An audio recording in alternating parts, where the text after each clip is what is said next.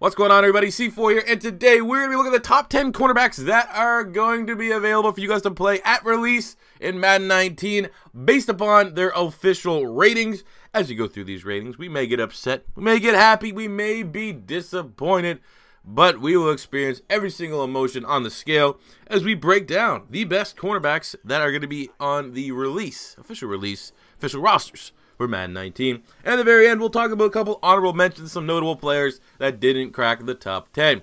So without further ado, jumping in at number 10, we have a two-way tie between Jimmy Smith of the Baltimore Ravens and Aqib Talib, now of the LA Rams, both with an 89 overall. I think kind of fair.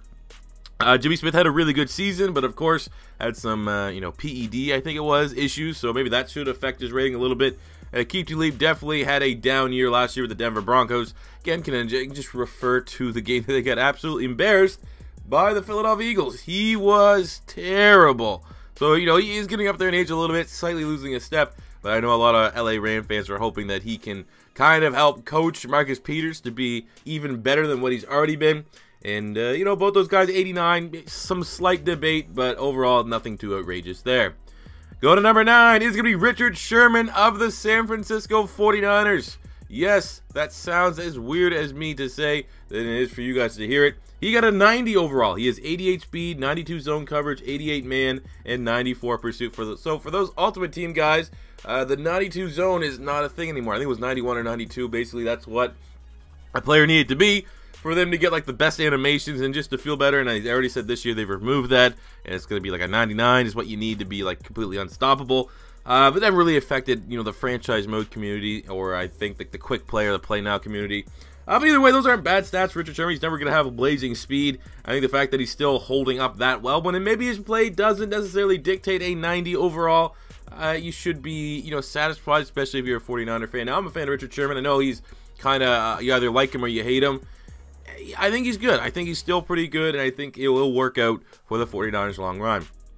Going to number 8, it's going to be the newcomer of the block, tied with a 90 overall. It is Marshawn Lattimore of the New Orleans Saints, the defensive rookie of the year. He was absolutely outstanding and kind of represented the change in the New Orleans Saints defensive side. The Saints have a terrible defense, historically terrible defense.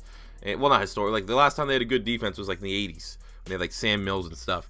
But now they're turning a leaf. They are looking better than ever. And obviously you probably have to wait a little bit after Cam Jordan on the front side, but on the back end, you got guys like Marshawn Lattimore, who might be becoming the face of the league at the secondary spot, along with probably Jalen Ramsey, ushering in a new era. But Marshawn Lattimore with a 90 overall, he has 94 speed, 89 zone coverage, 90 man, and 90 press. Very, very well rounded, and he is going to be very overpowered in your franchise modes. Going to number 7. At 91, we have 2. It's a two-way tie, but we'll 7 and 6, just divvy them up. We have Darius Slay of the Detroit Lions with a 91. Big play, Slay. 94 speed, 94 zone, 89 man, and 84 press. Now, I think I probably would have given Darius Slay a higher rating. We're going to talk about a guy that's officially at number 3. I would have swapped them. I would have given Darius Slay a 93, and I would have given the guy that's at number 3 that we'll talk about the 91. But, he is constantly slept on. I feel like the Detroit, pretty much any team that's not the Green Bay Packers or the Vikings. Like, I feel like Bears and Lions constantly get underrated when it comes to ratings and stuff like that. I would give Darius Slay, especially after the season he had last year. We had, 7 or 8 picks, something like that. Bunch of, top 5. He was, top 5 in picks, top 5 in pass deflections. Shut down a lot of good corners. I'd have him a little bit higher. Going to number 6, it's going to be Casey Hayward of the LA Chargers with a 91 as well. 90 speed, 93 zone, 91 man, and 90 press. Again, really, really good corner, slightly underrated. He's been very productive, especially he's been actually productive for the most part of his career. And I don't know what it is with guys leaving Green Bay and having better seasons. For all things considered, the Packers have had a terrible secondary for quite some time, but you saw Micah Hyde leave and have the kind of year he had with Buffalo. You saw Casey Hayward leave a couple years ago, and he's really been and established himself as a top corner with the Chargers. So I don't know what it is. Maybe it's Dom Capers just can't get the best out of his players anymore. But Casey Hayward being a 91, tied with Darius Slay, not too much of an argument there. Now we're into the top 5. At number 5, we have Xavier Rhodes from the Minnesota Vikings with a 92 overall. 91 speed, 92 zone, 95 man, and 94 press. I think he has the second highest man cover rating, and I think that's absolutely fair because he is an absolute monster. But when we talk about corners, Xavier Rhodes at 5, maybe that's a little low. Maybe, you know, I probably would have him top 3, but having him at top 5 is only 1 point out of the top 3, I suppose. But, yeah, you know, he's really, really good. It's one of those things, you know, could he be slightly inflated because of the play for Harrison Smith? Maybe, but most likely he is a baller at corner, a superstar, and a 92, and a big reason why that Minnesota Vikings defense is going to be very frustrating to play against in Madden 19. Going to number 4, tied with a 92, it's Patrick Peterson of the Arizona Cardinals. Pat Pete with 93 speed, 94 zone, 94 man, 93 press. Now, I've been a critique of Pat Pete just because I've been burned once before. He's a guy that I did include in my top 100 players list, and he's pretty much the only guy that I caught flack for. And I kind of said, well, his stats aren't really measurable. And people were like, well, because he doesn't get the ball thrown to him. And the last time, a really, really good corner that didn't get his ball thrown to him was what I regarded. His name was Nnamdi Asomugha, and he absolutely burned the Philadelphia Eagles because he came over from the Raiders as this great corner, one of the best free agency signings of all time, and he shit the bed at Philly. So I'm a little bit hesitant to look at guys like that because I don't watch a whole lot of Cardinals games. I'll be the first to admit that. But Pat Pete is still a baller. I can admit that, and I'm not disputing the fact that, you know, because he doesn't get thrown to and doesn't have all the interceptions and pass deflections, that he's not a good player. It was just my original argument. Now I've been changed. I've seen the light and reminded that he still is playing at a very high level, even though his turnovers and stuff like that aren't where they used to be. Go to number 3 is the kind of head scratcher of the list, Desmond Trufant of the Atlanta Falcons with a 93 overall, 92 speed, 93 zone, 92 man, and 95 press. He is probably the best, or if not second best, press cover corner in the NFL. But I don't think I would put Desmond Trufant over Xavier Rhodes. Honestly, I don't think I'd put him over Darius Slay or Casey Hayward. I think that is the kind of whack rating of the bunch that I don't really agree with. He is an elite corner, absolutely. He's a 90 to 92 in that range type corner, but I don't think even based off of the year he had last year, you could, in good conscience, put him over Darius Slay, Casey Hayward, and an established monster like Xavier Rhodes. Hell, even Pat Pete, because he has the history of being a really good corner, a shutdown corner, and he put Trufant over them. So that is very surprising, but I know Falcon fans will be happy about that.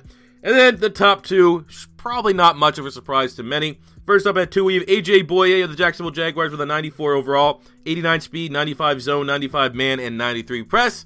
Yep, he was a baller with the Texans. We kind of thought it was a one-year wonder. A lot of people critiqued the Jags by paying him big money because you don't usually pay a corner that had one big year big money. And, you know, you could say what you want about being in a scheme that has all those talented playmakers in the secondary of Jacksonville, but Bouye lived up to the contract and probably was as good. Him and Calais Campbell were like 2 of the best free agency signings last season, both on the Jags. But the number 1 corner is going to be Jalen Ramsey with a 97 overall. We're ushering in a new era of a freak, an absolute freak of nature in the secondary. 97 with 93 speed, 93 jumping, 93 zone, 96 man, and 98 press. He can do it all. Plus, he has good pursuit, good tackling, because in reality, he can play everywhere. He can play safety, he can play corner. He is the perfect defensive back. And, you know, I remember when he was coming to the draft, I was really surprised that the Dallas Cowboys passed on him. That's almost a question I want to ask Cowboy fans. Would you rather Zeke Elliott, knowing what you got now, or would you rather Jalen Ramsey? I think most of them probably would take Jalen Ramsey and take their shot with, you know, a different, lower quality, but still decent running back behind that offensive line.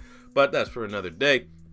Jalen Ramsey being the number 1 corner in Madden 19. I don't think you'll find too many people upset with that. I think maybe the gap is a little outrageous considering that he's really just been dominant for one season. The fact that he is the best corner by 3 points minimum, you know, maybe that's a little too rich for my blood, but ultimately him being the top corner, I can get behind it, and I don't disagree with it.